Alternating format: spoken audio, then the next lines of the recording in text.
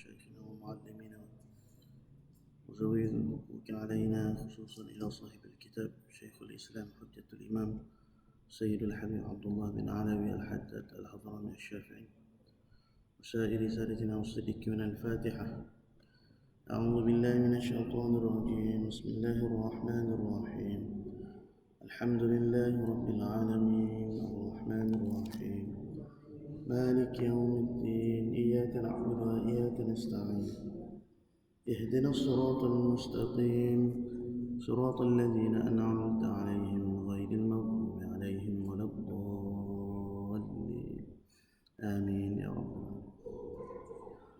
اللهم صل على سيدنا محمد وأشغل الظالم بالظالمين. اللهم صل على سيدنا محمد وأشغل الظالم بالظالمين وأخرجنا من بينهم سالمين. وعلى آله وصحبه أجمعين. اللهم صل على سيدنا محمد وأشغل الظالم بالظالمين. اللهم صل على سيدنا محمد وأشغل الظالم بالظالمين وأخرجنا من بينهم سالمين. وعلى آله وصحبه أجمعين. اللهم صل على سيدنا محمد وأشغل الظالم بالظالمين. اللهم صل على سيدنا محمد وأشغل الظالم بالظالمين وأخرجنا من بينهم سالمين. وعلى آله وصحبه أجمعين. الحمد لله رب العالمين، والصلاة والسلام على أشرف الأنبياء والمرسلين وعلى آله وصحبه أجمعين. سبحانك لا علم لنا إلا ما علمتنا إنك أنت العليم الحكيم. ولا حول ولا قوة إلا بالله العلي العظيم. رب اشرح لي صدري ويسر لي أمري واحلل عقدة من لساني يفقه قولي وسدد لساني واهد قلبي بحق سيدنا وجدنا رسول الله صلى الله عليه وسلم. يا أيها الذين آمنوا اصبروا وصابروا ورابطوا واتقوا الله لعلكم تفلحون. اللهم أرنا الحق حقا وارزقنا اتباعه. Ya Allah, ya Tuhan kami, tunjukkanlah kepada kami yang benar itu sebenar-benarnya, dan jadikanlah kami di kalangan orang yang mengikuti akan kebenaran. Wa arinal batila batilan warzuqna ijtinabah. Ya Allah, tunjukkanlah kepada kami yang batil, yang sesat itu sebenar-benarnya sesat, dan jauhkanlah kami daripada mengikuti akan kebatilan dan kesesatan. ربنا افتح بيننا وبين قومنا بالحق وأنت خير الفاتحين. إلهي أنت مقصودي ورضاك مطلوبي. أعطني محبتك ومعرفتك يا الله. نويت الاعتكاف في هذا المسجد سنة لله تعالى. نويت التعلم والتعليم والتذكر والتذكير والنفع والانتفاع والإفادة والاستفادة والحث على التمسك بكتاب الله وسنة رسول الله والدعاء إلى الهدى والدلالة على الخير ابتغاء وجه الله ومرضاته وثوابه وقربه سبحانه وتعالى. Para hadirin sidang jemaah yang dirahmati lagi diberkati oleh Allah Ta'ala sekalian. Alhamdulillah, syukur kita kepada Allah kerana kita masih lagi diberikan kesempatan, kita masih lagi dihidupkan oleh Allah, kita masih lagi diberikan peluang untuk menghirup udara, menghirup nafas yang merupakan pinjaman daripada Allah sehingga ke detik dan saat ini. Mudah-mudahan kita dapat menggunakan segala nikmat yang Allah Ta'ala beri kepada kita untuk kita mengerjakan segala suruhan dan juga perintahnya, insya-Allah. Allahumma amin. Kita sambung pengajian kitab kita An-Nasaihud Diniyah wal Wasayal Imaniyah, nasihat-nasihat agama dan wasiat-wasiat keimanan, karangan Syekhul Islam Hujjatul Imam Sayyidul Habib Abdullah bin Alawi Al-Haddad Al-Hadrami Al-Syafi'i rahimahullahu ta'ala. قال المؤلف رحمه الله تعالى ونفعنا بعلومه في دارين آمين يا رب العالمين. Kata Al-Imam Al-Haddad rahimahullah, seterusnya lalai akan perkara akhirat serta membelakangi urusannya sama sekali akan menjadikan manusia melakukan lawannya. Jadi masih lagi dalam perbahasan tentang kategori cita-cita lah. Jadi pada pertemuan yang lepas, bagaimana Allah Ta'ala memberi peringatan kepada kita orang yang beriman supaya kita ni jangan dilalaikan dengan harta dan juga anak-anak kita daripada mengingati Allah. Jangan disebabkan anak-anak dan juga harta yang kita miliki ni kita berpaling daripada Allah. Kerana kehidupan kita ini tidaklah terhenti di sini. Bukan setakat ni kita hidup di dunia ni, tetapi matlamat kita adalah negara akhirat, negeri akhirat. Itu tempat tujuan kita, tempat kesudahan bagi setiap manusia. Maka orang yang lalai daripada mengingati perkara-perkara akhirat, perkara-perkara akhirat ni termasuklah kita kata tentang kematian, tentang segala kehidupan dan juga perjalanan selepas daripada kita mati. Itu dipanggil akhirat. Nah, keadaan kita di alam barzakh, keadaan sewaktu kita dikumpulkan di padang mahsyar, sewaktu kita dibahagikan buku amalan kita, sama ada kita menerima dengan tangan kanan ataupun kita menerima dengan tangan kiri. Kemudian keadaan ataupun ketika kita dihisab oleh Allah, keadaan ketika mana kita berada di mizan, ditimbang segala kebaikan dan juga keburukan kita, ditimbang segala amal dan juga maksiat kita, taat dan juga maksiat. Lalu keadaan kita berada di titian sirat, titian yang mana luasnya ataupun kita kata laluannya itu lebih kecil daripada rambut yang dibelah 7 dan tajamnya lebih tajam daripada pedang. Ketika itu ada yang melaluinya seperti kilat, laju melintasi titian sirat. Ada yang merangkak, ada yang mengesok, dan di tengah-tengah perjalanan itu ada yang dijulang dirinya oleh api neraka. Itulah sedikit sebanyak bagaimana perjalanan akhirat yang dilalui oleh setiap orang, setiap manusia. Jadi kita tidak hidup hanya di sini dan berakhir di sini tak, tetapi kita masih jauh perjalanan, masih panjang urusan kita.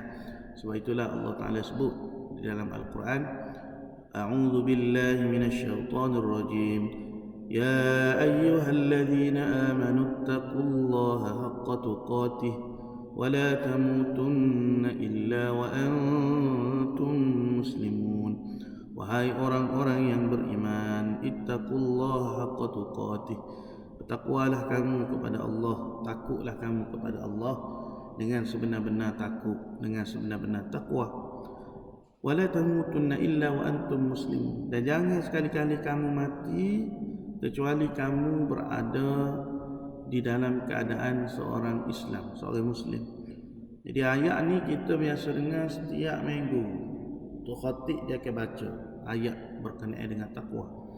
Allah pesan kepada kita, Allah bagi peringatan kepada kita ni, suruh kita ni bertakwa sungguh-sungguh. Tambah-tambah kalau kita di saat sekarang ni, zaman mutaakhir ni, akhir zaman ni fitnah terlalu banyak, cabaran, dugaan, ujian, pacaroba, mehnah, tribulasi, apa lagi kita kata, terlalu banyak. Yang benar tidak kelihatan benar, yang batil diangkat dan dijulang, sehingga orang nampak perkara-perkara yang batil, perkara-perkara yang maksiat, perkara-perkara yang mungkar itu adalah suatu perkara yang biasa.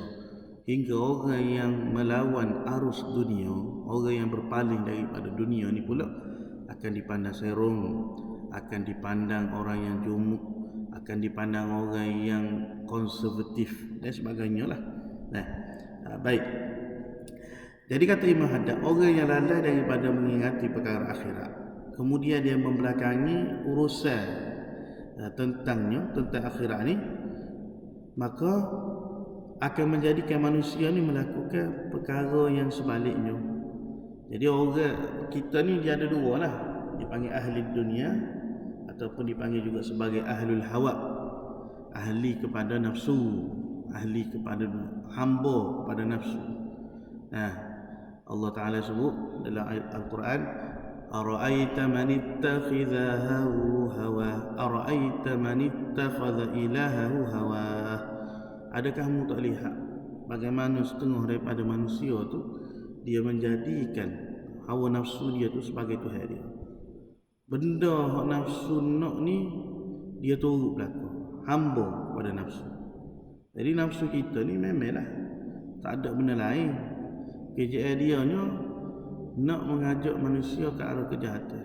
Wa ma ubarri'u nafsi innan nafsa la'ammaratun bisu' illa ma rahima rabbi. Dan tidak adalah yang menyeru, yang mengajak nafsu itu. Wa ma ubarri'u innan nafsa la'ammaratun bisu'. Sesungguhnya nafsu ammarah tu dia ajak kita ni untuk buat jahat. Nafsu nak suruh kita ni senang, nafsu nak suruh kita ni selesa, nafsu nak suruh kita ni tak susah, nak senang, tak payah, nak kaya, sebagainya lah. Nafsu syahwatnya, nafsu macam-macam lah, nafsu-nafsu yang jahat ni. Nak mengambil hak orang, sehingga nafsu tu dia tidak fikir dah soal halal haram, soal pahala. Maka nafsu yang jahat tu perlu dididik, perlu dilatih, perlu ditarbiyah dia sehingga nafsu tadi tu menjadi nafsu yang zina. Baik. Jadi ahlul dunia ataupun ahlul hawa. Yang kedua dipanggil ahlul akhirah ataupun ahlullah. Orang yang menjadikan hamba kepada Allah dan orang yang menjadikan akhirat sebagai tujuan matlamat kehidupan dia. Jadi kita nak nikmati kehidupan yang ada dalam dunia ni, silakan, tidak ada masalah, selama mana perkara yang kita nikmati itu tidak menyalahi daripada perintah yang Allah Ta'ala suruh, tidak mengambil hak orang, tidak melakukan perkara yang keji, tidak mengambil perkara yang haram, tidak mengambil makanan ataupun tidak memakai harta melalui cara yang batil. Allah Ta'ala sebut apa? Ya ayyuhalladzina amanu la ta'kulu amwalakum bainakum bil batil. Wahai orang yang beriman, janganlah sekali-kali kamu memakan harta saudara kamu. La ta'kulu amwalakum bainakum bil batil. Harta di kalangan kamu dengan cara batil. Bagaimana cara batil? Cara menipu, cara rasuah, cara mencuri, cara merokok dan sebagainya. Semata-mata apa? Untuk memuaskan keinginan dan juga nafsu kita. Baik, jadi ahlul hawa ataupun ahlul dunia ni dia akan melakukan perkara yang sebaliknya. Bagaimana? Menuntut dunia dan berusaha bertungkuh lumus dalam urusannya. Ini mungkin disebabkan oleh panjang harapan dan kerana ingin hidup menungkak langit sehingga ia melupakan kematian. Jadi orang yang tamak dengan dunia ni, dalam satu hadis Nabi SAW sebut dia akan dibalakan oleh Allah dengan beberapa perkara lah. Di antaranya orang yang di dalam hati dia tu tamak kepada dunia, maka dia akan lalai daripada mengingati Allah. Sekalipun kalau dia kata dia tidak mengambil perkara-perkara yang haram, tapi disebabkan kesibukan hati dia tu kepada perkara duniawi, maka masa dia tu akan habis untuk mencapai cita-cita keduniaan dia. Baik. Jadi tak boleh ke kalau kita nak jadi kaya raya, kita nak jadi orang yang hebat yang menguasai dunia? Bukan tak boleh. Boleh. Bahkan itu pun menjadi suatu tuntutan sekiranya kita dapat menaikkan nama agama kita, nama Islam kita. Cari kemuliaan tu, kemuliaan di sisi Allah. Bukan cari semata-mata nak dapat pandangan manusia, pujian manusia, sehingga kita lalai daripada mengingati Allah. Itu yang tidak boleh. Maka hal demikian, orang ni dalam hati dia tu panjang harapan, panjang cita-cita kerana ingin hidup menungkak langit sehingga dia melupakan kematian, sebagaimana yang telah kita bicarakan bersama sebelum inilah. Ataupun mungkin disebabkan oleh adanya perasaan syok tentang keadaan hari akhirat serta ragu akan hakikat wujudnya hari itu. Jadi orang yang ahlul hawa ataupun ahli dunia ni, dalam hati dia tu ada keraguan. Maknanya dia tidak yakin dengan sungguh-sungguh semati. Bahkan kematian yang dilihat di hadapan mata dia tu tidak menjadikan pengajaran untuk diri dia. Mudah-mudahan Allah Ta'ala selamatkan kita daripadanya, kerana yang demikian itu akan menarik kita kepada kufur dan ingkar kepada Allah dan Rasul. Tengok setengah-setengah yang berlaku kepada orang-orang yang dah berjaya. Dia kata aku ni boleh hidup senang, boleh kaya raya ni sebab usaha aku rajin. Bukan sebab aku semaya, bukan sebab aku nak minta dengan Allah supaya kaya ke aku. Tu siapa berani cakap begitu? Seperti mana yang berlaku pada Qarun, seperti mana yang berlaku pada Haman, dan seperti mana yang berlaku pada Fir'aun. Qarun ni asalnya kalau kita tengok sirah dia, orang yang soleh, orang yang taat kepada Nabi Musa AS. Sehingga bila dia ni soleh, kemudian dia ni orang yang miskin, terpaksa bergilir pakaian. Lalu dia minta dengan Nabi Allah Musa supaya Allah Ta'ala luaskan rezeki dia. Nabi Musa pun doa supaya Allah Ta'ala luaskan rezeki bagi Qarun. Akhirnya dia ketika itu dia membala kambing. Allah Ta'ala menambahkan bilangan kambing. Maknanya kambing dia tu jadi biak, jadi banyak, hingga dia sibuk tak cara. Akhirnya dia jadi orang yang kaya. Lepas tu dia ada ilmu yang Allah Ta'ala ajarkan kepada dia untuk membuat emas, tak silapnya gitulah. Akhirnya bila dah dia kaya,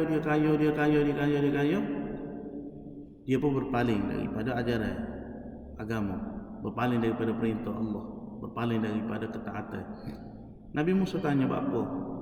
Dia kata aku jadi kaya ni sebab aku usaha, aku rajin. Jadi masa tu dia tak nampak dah hak memberi rezeki itu adalah Allah Ta'ala. Bahkan gitulah kebanyakan hak berlakunya bila kita ni dah naik di peringkat yang kemuncak, menyebabkan kita ni menjadi orang yang lalai, orang yang lupa diri. Na'udzubillah min zalik. Akhirnya membawa kepada kekufuran dan juga keingkaran kepada Allah dan juga Rasulnya. Baik, tanda yang membezakan bagi orang yang lalai mengenai urusan akhirat alamah dipanggil tanda. Sama ada disebabkan oleh panjang harapan, yakni panjang angan-angan, panjang cita-cita, ataupun syok, ada keraguan dalam hati dia tentang hari akhirat, bahawasanya orang yang lalai kerana panjang harapan, dia ada dua beza. Ada orang ni dia berpaling dengan negeri akhirat kerana cita-cita dia tu panjang dengan urusan dunia. Tak habis-habis, nak kaya lagi. Maknanya dia ni tak ada rasa mati tu dekat, mati tu jauh. Tak usah dengar tentang kematian. Yang kedua, dia berpaling daripada perkara akhirat kerana dia syok, ragu-ragu. Ya kedok ada azab kubur, ya kedok kita akan dihisap, ya kedok ada soal muka dan nakir. Maknanya dia syok dengan perkara. Jadi orang yang syok tu lebih bahaya daripada orang yang pertama, yang panjang angin. Walaupun kedua-duanya tu tidak dinafikan ada mudarat dan kebinasaan. Jadi orang yang panjang angin ni, panjang harapan ni, kita kata jika sakit atau berlaku sesuatu yang menyebabkan ia rasa bahawa ajalnya telah hampir. Makna kata dia demam ke, dia sakit ke. Jadi Allah Ta'ala ni kalau nak beri kepada kita suatu penyakit, suatu kesakitan, terlalu mudah bagi Allah. Allah nak menaikkan kita pun terlalu mudah. Allah nak menjatuhkan kita, nak menghinakan kita pun sangat mudah bagi Allah. Sebab tu kita tak boleh hidup menongkak langit. Kita ni tak boleh hidup berasa sombong, berasa agah, berasa sehat, sombong, berasa kaya selama-lamanya dah. Sebab Allah boleh balas segala kebaikan kita dan juga kejahatan kita tu sekali mata. Dosa yang kita buat kepada Allah, kita duk berasa kita ni gagah, kita sehat, kita lalai, kita tinggal semaya contohnya, kita pergi tempat maksiat, kita duk berasa kita ni akan sehat sampai bila-bila, selama-lamanya. Takdir Tuhan maknanya berlaku kemana angin tu, berlaku tiba-tiba diserang virus, wabak, COVID atau COVID, influenza atau influenza, macam-macam lah sekarang. Sekelip mata je, kalau kita kata sebelum ni kita ni sehat, boleh jalan molek-molek, gagah, cakap agak, sombong dan sebagainya. Sekelip mata kalau bahaya distru, tak boleh nak gapo. Jadi pore bisu, tak boleh nak kecek, tak boleh nak geruk, duduk mengharapkan orang lain, hak tolong suap makanan, duduk mengharapkan orang lain mandi, duduk harapkan orang lain basuh berak kencing. Maknanya benda tu sangat mudah dan sangat senang bagi Allah untuk membalas setiap perbuatan-perbuatan yang kita lakukan.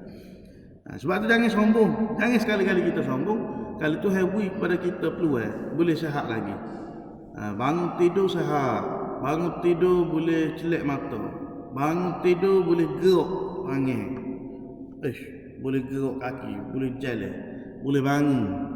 Maksudnya itu nikmat pemberian peluang hak Tuhan masih beri kepada kita.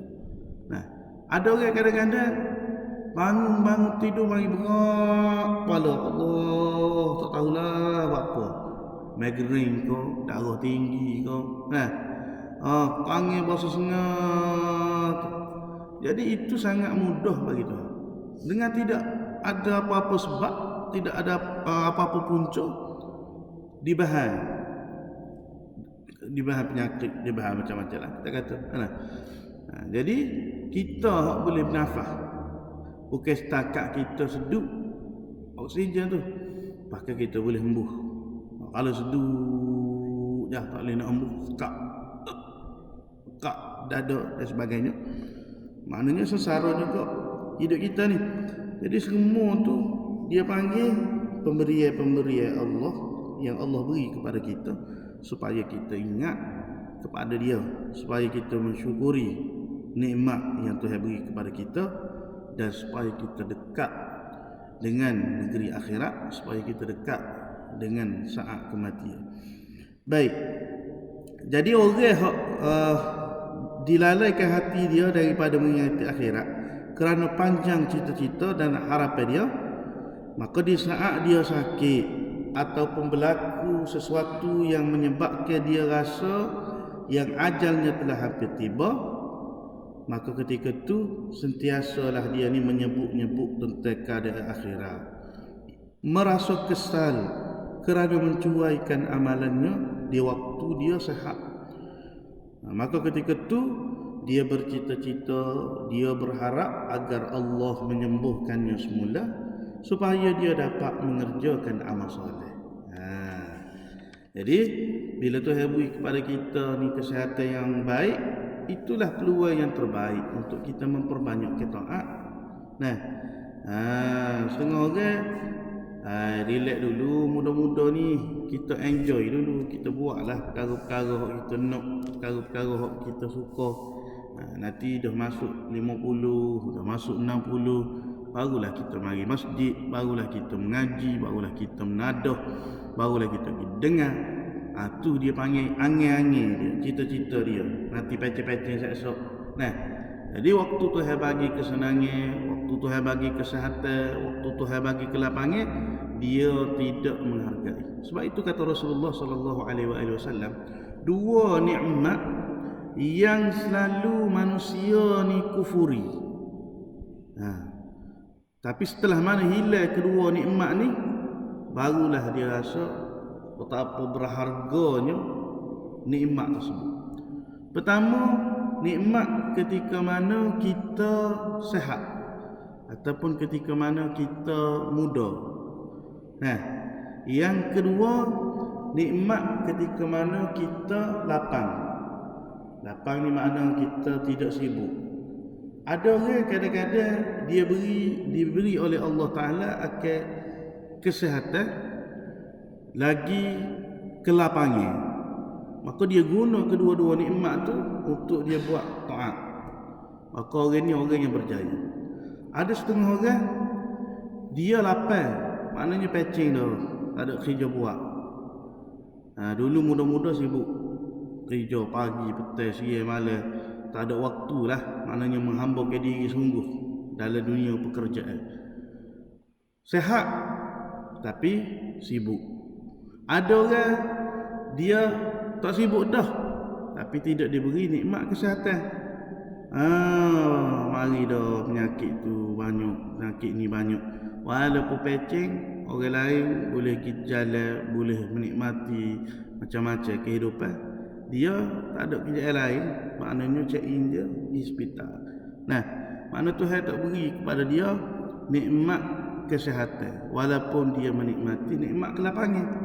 Dan ada orang menikmati nikmat kesihatan, tetapi dia tidak diberikan kelapangan, sibuk sama sepanjang hidup dia. Jadi dua nikmat ni kata Nabi SAW yang jarang manusia hargai kerana dia tidak perasa, tidak sedar.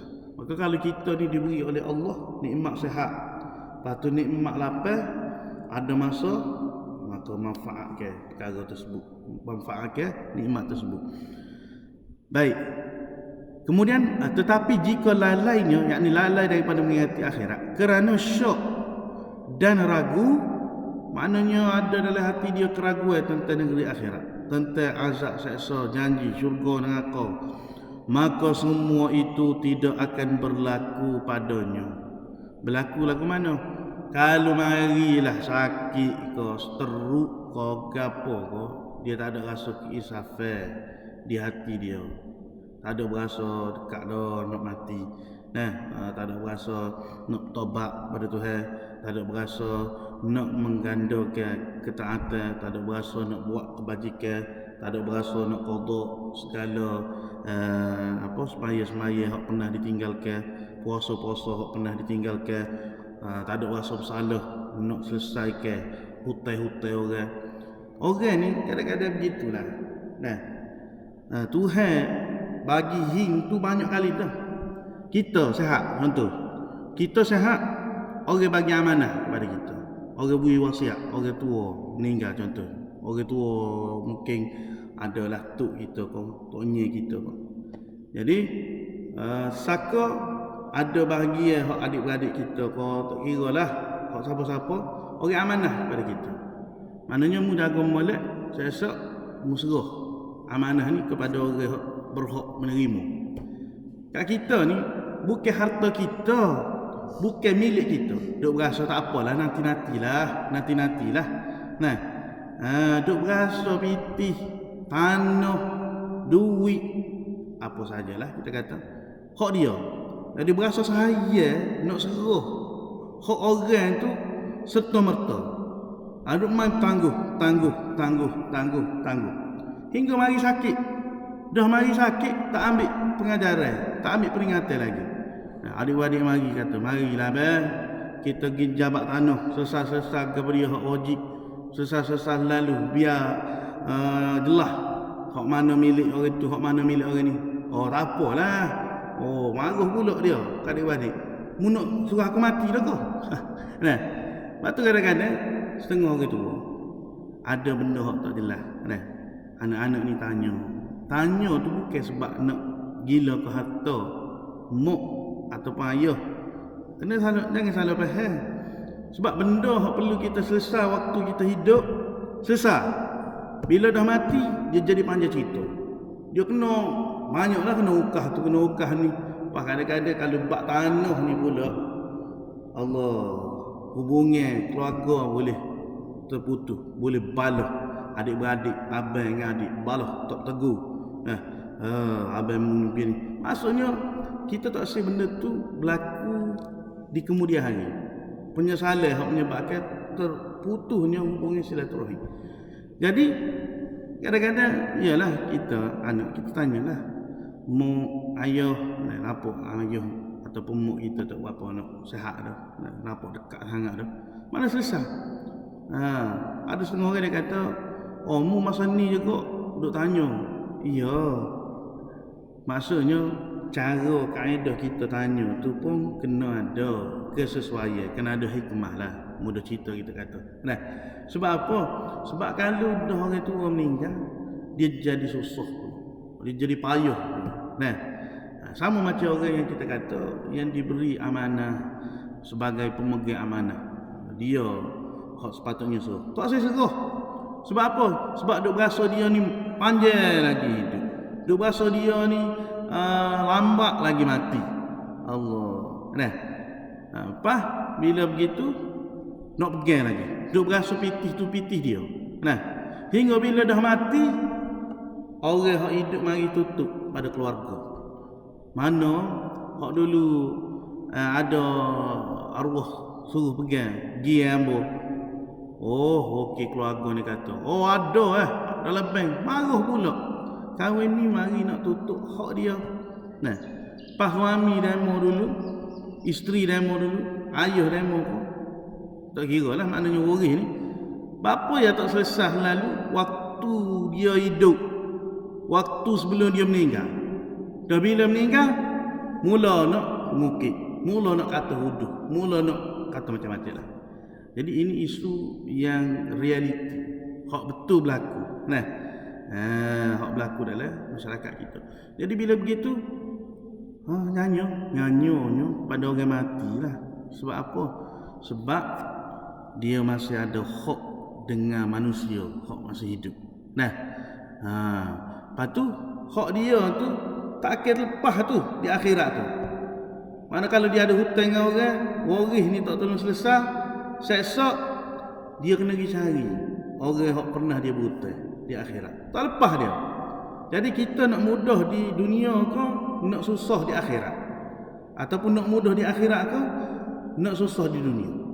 Pilih. Maka biar susah sekejap di dunia ni, rohok ke gapo ke, supaya perjalanan akhirat kita tu selamat. Tak perlu ada orang panggil berbangkit pula di akhirat esok. Kawan ni nak masuk syurga, molek-molek ada. Allah kata tu tunggu dulu. Nah, dulu mengajar ambil hak orang, musrah dah lagi. Mu buat salah dengan orang, minta maaf dah lagi. Jadi Allah tak akan ampun dosa kita, tak akan terima taubat kita Sekalipun kita ni menangis keluar air mata, darah contohnya, selagi mana kita dengan hak manusia ni tak selesai. Tak tenang dah. Tak tenang arwah. Ruh tu tidak tenang. Na'udzubillah min zalik. Baik. Jadi kalau orang hak syak, orang yang ragu, maka semua itu tidak akan berlaku padanya sebagaimana yang berlaku pada orang yang pertama tadi. Sebaliknya ia akan menyesali dirinya kerana terpaksa berpisah dengan dunia. Ini ahlul hawa. Ahlul dunia ni dia dapat dua kesengsaraan. Dalam satu hadis Nabi sallallahu alaihi wasallam cerita, lagi akan datang bab yang kita akan cara bagaimana orang yang kufur kepada Allah, orang yang ahlul maksiyah, di saat roh dia nak meninggal, dia takut untuk dia mati. Sebab apa? Sebab Allah Ta'ala dah khabarkan, datang bisikan di telinga dia, oh mu ni akan diazab, mu ni akan diseksa. Jadi ketika mana dia dekat dengan kematian, dekat dia nak bertemu dengan Tuhan, semakin dia nampak dengan jelas seksaan balasan yang Allah Ta'ala telah janjikan kepada dia. Jadi dia tak sel mati. Jangan mati lagi. Jangan mati lagi. Aku nak hidup. Sebab apa? Sebab dia nampak hak dia akan dapat. Dia nampak apa dia yang dia akan kena selepas ni. Nah, dan ketika tu perasaan dia kehilangan dunia, bertambah sedih, bertambah bertambah kecewa, bertambah berduka. Nah, Allah sayangnya hartaku, sayangnya anak-anak aku, sayangnya. Maknanya saat tu pun dia rasa sedih lagi nak pisah dengan dunia. Dia bimbangkan anak-anaknya akan merana dan harta bendanya akan musnah sesudah ia mati dan sebagainya. Sebagainya maknanya selain daripada anak-anak dan juga harta lah. Pangkat, apa dia lagi? Kedudukan, pengaruh. Maknanya siapa dia tak sayang? Di dunia dulu pun memang dia duduk sayang, duduk kejar benda tu. Seperti pun nak tinggal sekelip mata, hilang dengan gitu. Sebab tu kita kena ingat, bila kita mati ni, kalau kita ni ada orang jawatan tinggi, adun ke, Perdana Menteri ke, yang di Pertuan Agong sekalipun, kita kata jawatan yang paling tinggi tu atas dunia, atas muka bumi ni, mati dah kita, esok ada dah pengganti. Maknanya jawatan tu dah, kursi tu dah ada dah disediakan kepada pengganti kita. Hak nak bawa ni diri kita bertemu dengan Tuhan, kepada dia benar hak kita nak hadap. Baik. Lepas tu harta hak kita miliki ada dah pemilik. Anak-anak ni dah berebut dah. Ambo ambil bagi abah ni ambo. Maknanya terus ni dah. Maknanya akan ada orang hak mengambil harta-harta kita, kereta kita, rumah kita, tanah kita dan sebagainya. Baik. Semua itu menunjukkan bahawa fikiran dan pandangannya singkat kerana jiwanya telah dibelit oleh cinta terhadap dunia. Jadikanlah perkara ini sebagai tauladan bagi dirimu, wahai anda muslim, wahai orang-orang yang beriman, wahai orang-orang yang bertakwa. Mudah-mudahan Allah merahmatimu. Ingatkan dan nasihatkanlah rakan taulanmu jika dirimu mendapati ciri-ciri syok dan ragu mengenai akhirat ada pada dirinya. Jadi hak ni bahaya, hak paling bahaya sekali lah. Bila syok, tak yakin dengan perkara akhirat. Jadi kalau ada setengah kita ke sahabat-sahabat kita hak jenis aku tak percaya azab kubur, tak percaya apa ni akan ke syurga atau ke neraka, ni bahaya. Sebab syok dan ragu mengenai urusan akhirat itu tidak sama bahaya dan celanya, yakni kecelakaannya, kebinasaannya dengan bahaya dan cela terhadap orang yang panjang harapan dengan dunia. Meskipun panjang harapan, yakni panjang cita-cita kepada dunia tu yang menarik manusia kepada lupakan akhirat itu tetap dicela. Jadi dua kecelakaan orang yang berpaling kepada dunia. Pertama, orang yang berpaling kepada negeri akhirat kerana cinta ke dunia disebabkan panjang angan-angan dan cita-cita dia terhadap dunia. Yang ni bahaya, tapi tidak sebahaya dengan orang yang ada keraguan dan juga syok di dalam hati dia terhadap perkara-perkara ataupun negeri akhirat. Bahkan orang yang syok kepada negeri akhirat ni boleh menyebabkan kufur dalam hati dia. Sebab di antara rukun iman yang wajib kita percayai, iaitulah kita kena beriman dengan negeri akhirat. Percaya dengan qada dan qadar, percaya dengan negeri akhirat. Itu wajib kita kena imani di dalam hati kita. Kemudian kata pengarang kitab kita, nasihat yang seterusnya iaitulah memperbanyakkan mengingati kematian, zikrul maut. Ketahuilah bahawasanya memperbanyak mengingati mati itu adalah seperkara yang dituntut oleh agama dan amat digalakkan. Wallahu taala alam wa ilmuhu atam. Jadi setakat inilah untuk malam ini. Mudah-mudahan kita mengambil pengajaran dan manfaat daripada apa yang disampaikan oleh pengarang kitab kita. Yu'til hikmata man yasha' wa man yu'tal hikmata faqad utiya khairan katsira wa ma yazakkaru illa ulul